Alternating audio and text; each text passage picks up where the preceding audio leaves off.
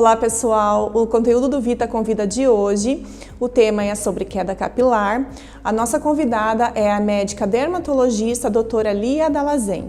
Olá pessoal, tudo bem? Hoje vamos falar sobre queda de cabelo, um tema muito recorrente no consultório de dermatologia. Agradeço o convite da Vita Fórmula para poder esclarecer esse assunto um pouco mais para vocês. Então, em primeiro lugar, para a gente entender um pouco mais sobre a queda de cabelo, nós precisamos entender um pouquinho sobre como funciona o ciclo do nosso folículo piloso, tá? Então, o nosso couro cabeludo ele possui cerca de 100 mil fios de cabelo. E eles não estão ali parados, instáveis. Isso é uma coisa muito dinâmica, certo? Cerca de 10% desses fios, eles estão sempre, cada dia, um fio ou outro está entrando em fase de queda. Temos no nosso cabelo uma fase de crescimento que se chama fase anágena, que é uma fase que demanda alto gasto energético para manter uma produção da haste capilar ativa. E essa fase dura anos e é ela que determina o crescimento do nosso fio de cabelo. Inclusive, aquelas pessoas que têm geneticamente uma fase anágena mais longa, por exemplo, de 7, 8 anos, têm um comprimento final do nosso fio de cabelo maior. E aquelas pessoas que já têm geneticamente uma fase mais curta, vai ter um comprimento final do cabelo menor. E isso é geneticamente determinado, ok? De todos esses fios de cabelo, aleatoriamente, alguns estão entrando nessa fase, alguns saindo dessa fase e passando para a próxima, que é a fase telógena, que é uma fase de queda, certo? Então, nesta fase, a produção da haste capilar, ela cessa e diminui esse gasto energético. Dura em cerca de 3 meses e então o fio de cabelo é eliminado. 10% dos nossos fios de cabelo, eles estão sempre entrando aleatoriamente, alguns entrando para a fase de repouso, que é uma fase que o fio vai ficar ali 3 meses sem produção de nova haste de fio de cabelo, e então ele depois desses 3 meses vai ser eliminado. E essa fase, ela não necessita um grande gasto energético para ser mantida, tá? Então, depois desses 3 meses, o fio é eliminado e assim que ele é eliminado, já começa uma outra fase anágena, iniciando naquele mesmo folículo, que vai surgir um novo fio de cabelo que vai ser mantido novamente. O que acontece nas quedas de cabelo é que existe, geralmente a gente identifica algum fator causal que possa ser tanto um estresse físico, quanto um estresse emocional, quanto o uso de algum medicamento, quanto alguma alteração hormonal, que isso vai levar a uma entrada de vários fios ao mesmo tempo nessa fase telógena. Isso é um mecanismo de defesa do nosso couro cabeludo.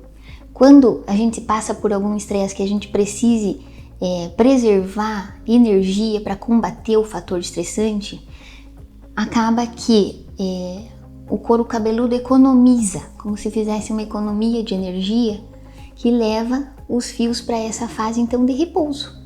E aí os fios vão parar de gastar energia para ter energia de sobra para o combate ao fator estressante e, portanto, a gente entra em queda de cabelo. Esses fatores estressantes podem ser de várias naturezas. A gente pode ter o início de algum medicamento que pode atuar como uma substância tóxica para o fio de cabelo. Nós podemos ter uma cirurgia, uma doença mais grave que leve a pessoa a ficar de cama. Foi muito comum, agora a gente teve uma epidemia de dengue recentemente, e a dengue é um dos principais fatores que podem levar à queda de cabelos. A gente teve esse fator estressante aí do início da pandemia, que também vai poder resultar em queda de cabelo ali pra frente, certo? O importante, e que eu sempre insisto com as pacientes quando elas me procuram para saber sobre queda de cabelo, é que a gente determine exatamente quando começou a ter esse aumento de queda de cabelos. Por quê? Porque eu determinando quando ela começou, eu posso ver 3 meses antes o que aconteceu que possa ter sido esse gatilho para iniciar a queda de cabelo. É sempre esse fator temporal muito importante para que a gente identifique o fator causal, né? Então, se começou há um mês atrás a sua queda de cabelo, nós vamos ter que ver 4 meses atrás o que aconteceu que possa ter causado. Outro fator importante que esqueci de citar são as dietas com restrição de nutrientes. A perda de peso rápida, ela é uma causa também bastante importante. O início de anticoncepcionais ou a parada de anticoncepcionais, terapia de reposição hormonal, a menopausa, o pós-parto, são todos fatores que mexem muito no eixo hormonal e são causas extremamente comuns de queda de cabelo nas mulheres. Quanto ao tratamento, não há um tratamento específico para essa condição. Afinal, a gente tem que identificar esse fator causal e se ele não está mais presente, aqueles cabelos que entraram em fase de queda vão ser eliminados e após a gente vai ter uma recuperação espontânea do cabelo, certo?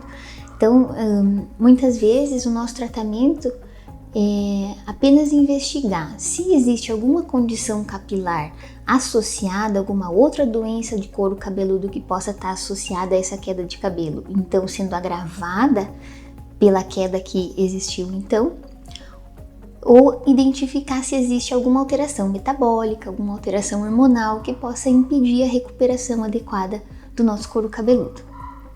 Então, alguns exames geralmente são feitos para investigar essa parte de fatores que vão atrapalhar a recuperação, como a função tiroidiana, a ferritina e hemograma. São coisas que a gente investiga se precisa reposição ou não, e a gente deixa que o couro cabeludo siga o seu curso natural e ele vai ter uma recuperação dentro de 6 meses a 1 ano. A gente recupera aquela densidade normal do fio de cabelo.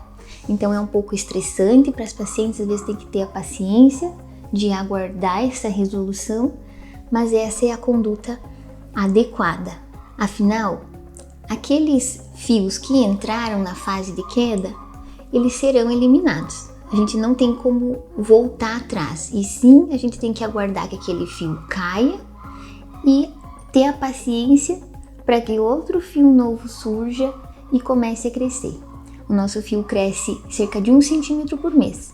Então, até que a gente estimule aquele folículo para que ele produza um fio novo e que esse fio tenha um volume aparente no nosso couro cabeludo, a duração é longa, não é de um dia para o outro que a gente vai ter essa recuperação. Mas ela geralmente acontece.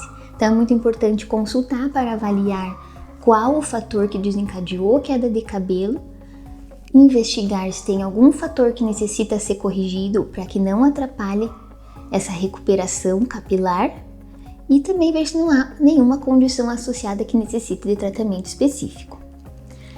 E essa orientação adequada, certo? Isso eu gostaria de dizer para vocês.